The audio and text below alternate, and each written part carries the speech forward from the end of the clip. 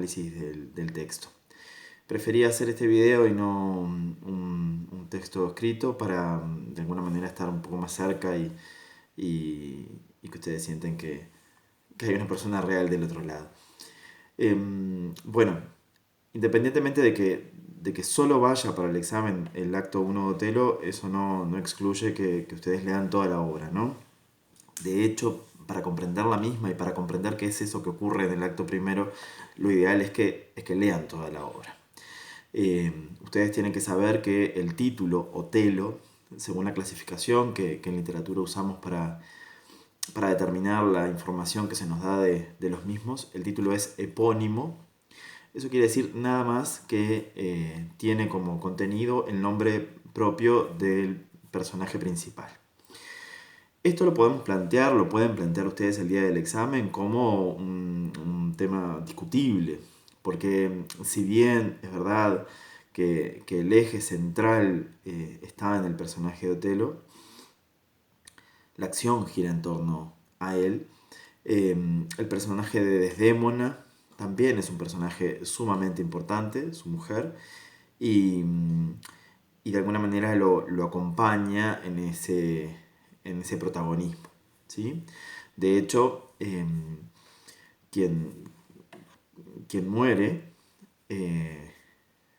sobre el final del acto 5 es Desdémona. Luego se desencadenan otras muertes, entre las que está Otelo, pero la primera en morir trágicamente es ella. ¿Sí? Ustedes tienen que saber que el nombre Otelo fue tomado mucho tiempo después por el psicoanálisis y que de alguna manera designa a aquel trastorno obsesivo por los celos, que es justamente la tesis que se desarrolla en esta obra. Otelo es la tragedia de los celos, así como otras tragedias de Shakespeare nos demuestran otras tesis, ¿sí? Hamlet es la tragedia de la locura y de la culpa, ¿sí? Macbeth es la tragedia del poder. Otelo tiene un argumento más liviano desde el punto de vista de que es mucho más humano, ¿sí? Yo voy a arrancar diciéndoles una cita de Spencer, que es un crítico de Shakespeare, que dice algo así como: Shakespeare ama al hombre como debería ser, pero se fascina frente al espectáculo del hombre como es. Esto me da pauta para comenzar a hablar un poquitito de Otelo, ¿no? ¿Quién es ese personaje tan reconocido, tan vanagloriado desde el punto de vista bélico, pero tan vapuleado desde el punto de vista individual? Cómo de alguna manera Iago, que es su antagonista, logra construir una red de mentiras para hacerlo caer justamente en esa trampa y vengarse. ¿Cuál es la acción previa a la historia que cuenta esta obra de teatro? Bueno, Otelo nombra como lugarteniente, que es un cargo militar importante, a Michael Cassio. Iago consideraba que ese puesto le correspondía, le debía ser propio, y a partir de ese momento, Iago, que es un aparente fiel servidor de Otelo, le declara de alguna manera la guerra, ¿sí? Pero nunca lo va a hacer de una manera directa. De hecho, Otelo descubre la verdad sobre el final de la obra. ¿Ah? Esto también nos demuestra desde el punto de vista de las tesis que yo les decía que Shakespeare desarrolla en sus obras, cómo el hombre, independientemente de su lugar de jerarquía, de poder que ocupe, parece ser que siempre hay un punto de fragilidad que nos hace caer.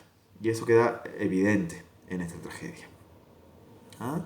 Quiero que se centren muy bien en la primera escena, una escena que comienza de una manera muy confusa. Ustedes deben plantear, por supuesto, que se trata de una obra de teatro, que pertenece al género dramático, porque está escrito en diálogos.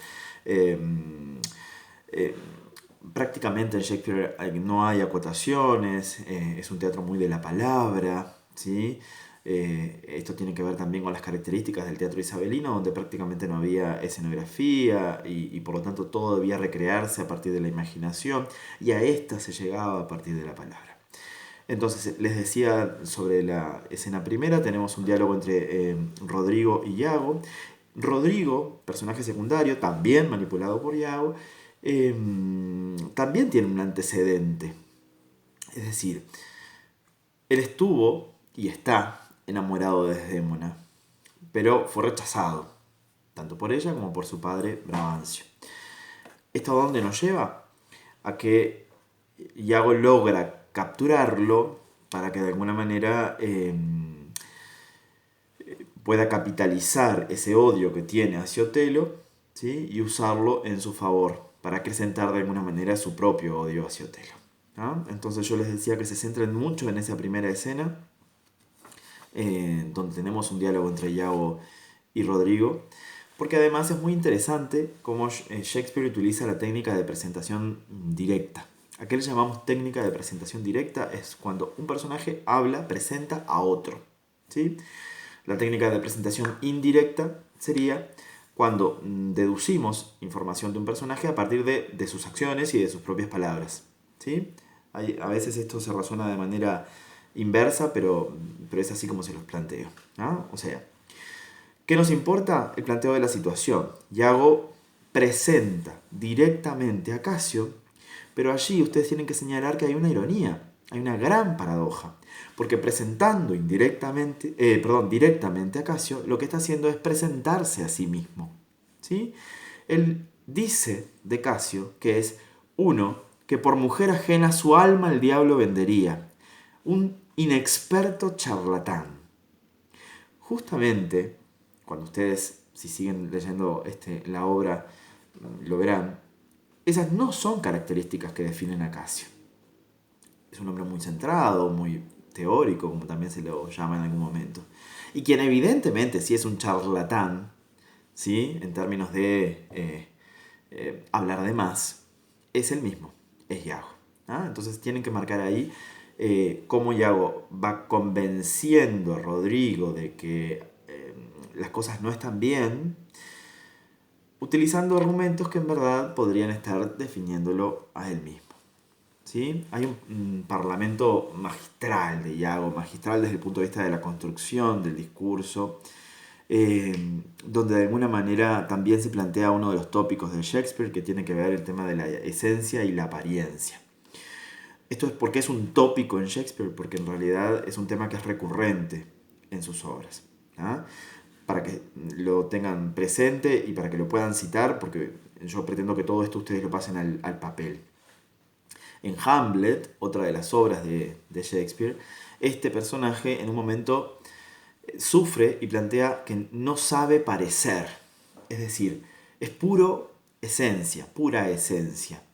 No sabe ser otra cosa que lo que evidentemente es. Y eso le lleva acarreado muchos problemas. Por el contrario, Iago, en la tragedia de Otelo, es un maestro del parecer. Si yo fuera el moro es una referencia a Otelo, Iagos no querría, servidores que a sí mismos se sirven. Y cierra ese discurso diciendo, no soy lo que aparento. ¿Ah? Entonces, si llevamos esto a términos de tiempo y estuviéramos viendo la obra de teatro, habrán pasado unos 10 minutos y ya el espectador se compone que acá tenemos al villano. ¿Sí? Es decir, ya está planteando que acá hay algo que no está bien, ¿sí? Y que hay una afrenta contra un tercero que evidentemente está claro que es contra Otelo. ¿Ah? Iago incluso discrimina entre los dos tipos de servidores que hay. Están los servidores, siempre yendo al texto, ¿verdad? De rodilla hincada, ¿sí? Y están otros que vestidos de apariencia sumisa de sí mismos en realidad se ocupan. Entonces, obviamente está clarísimo dónde se ubica él, ¿no? Los que vestidos de, en verdad se ocupan de uno mismo. Por eso es que cierra ese parlamento diciendo, si yo fuera el moro, Iago no querría. Es decir, está claro a partir de las propias palabras del personaje como es de temer. ¿Ah? La primera estrategia de Rodrigo, de Iago es absolutamente baja desde el punto de vista de la moral, pero eso no es un tema que a él le preocupe. Pero sí se cubre muchísimo, ¿sí? Logra convencer a Rodrigo de ir hacia la casa de Brabancio, padre de Desdémona, para gritarle que su hija está con el moro. ¿Ah? ¿Por qué digo que se cubre? Porque en verdad eh, Brabancio nunca sabe que es Iago el otro que está allí junto a Rodrigo. Esto de que le sirve de poder mantener durante mucho tiempo en el anonimato, ¿sí? Y estar por detrás de las cosas que sí salen a la luz. Es decir, Brabancio sí va a saber que es Rodrigo el que está gritando fuera de su casa, pero no va a saber que es Iago, ¿sí? De hecho, cuando Brabancio vaya a enfrentar a Otelo para ver qué es lo que está pasando, Iago está como su fiel servidor. Es decir, que la historia le cierra perfectamente, ¿sí? Tienen que señalar ustedes en el examen el vocabulario absolutamente soez que utiliza tanto Iago como Rodrigo, pero puntualmente Iago para dirigirse a Otelo, a Brabancio en relación a su hija, ¿sí? Hay una animalización absoluta y despectiva de Otelo y además claros ejemplos de racismo, que ahí también tenemos que hacer un paréntesis porque por un lado Otelo es muy bien concebido desde el punto de vista de su lugar como militar, pero siempre se le está marcando que es el moro. ¿Ah? Entonces tenemos frases desagradables como un ovejuno negro está montando a tu blanca cordera.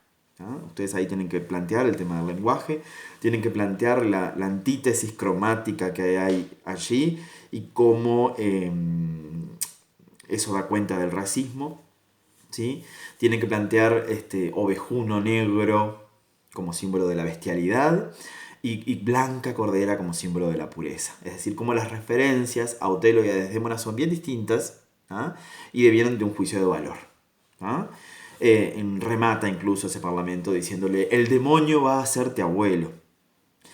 Obviamente, ¿cuál es el objetivo de Iago con todo esto? Hacer que Brabancio se salga de sus casillas y tome cartas en el asunto para que sean siempre los otros, los terceros, los que enfrenten a Otelo y lo hagan caer, y no él directamente. ¿Qué es lo que va haciendo Iago? Dándole a todos herramientas para odiar al moro, para que lo enfrenten y para que lo hagan trastabillar. ¿Ah? Eh, bien, esto por ahora. En breves momentos les subo otro video.